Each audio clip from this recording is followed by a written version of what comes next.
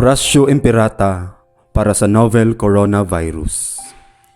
Dios among amahan, nisangpit kami kanimo, niining panahon sa amuang panginahanglan. Nga unta mapanalipdan mo kami, batok niining hulga sa 2019 novel Coronavirus. Nga mikalas na sa pipila ka mga kinabuhi, sa among kaigsuunan, ug nahiagom sa kadaghanan. Nangalyupo kami sa imong grasya, alang sa mga tawo nga gitahasan sa pagtuon sa hinungdan ni ining maong virus, nga nagdala sa makalilisang nga sakit.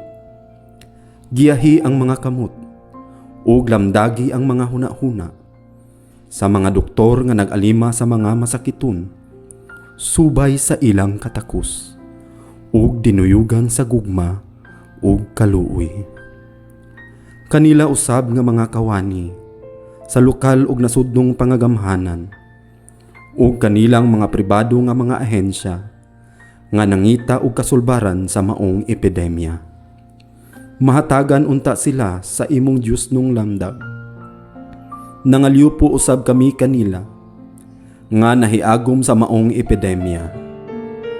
Mahatagan unta pagbalik ang kapiskay sa ilang panglawas. Itanyag kanamo ang grasya nga maghayusa kami sa pagbuhat, alang sa kaayuhan sa tanan ug pagtabang sa mga nagkinahanglan. Kini among gipangayo pinaagi sa among Ginoong Hesukristo, imong anak, nga nagapuyo ug nagahari uban kanimo diha sa kahiusa sa Espiritu Santo, Dios hangtod sa kahangturan. Amen. Maria, panabang sa mga Kristiyanos, iampo mo kami. San Rafael Arkanghel, iampo mo kami. San Roque, iampo mo kami. San Lorenzo Ruiz, iampo mo kami. San Pedro Calungsod, iampo mo kami.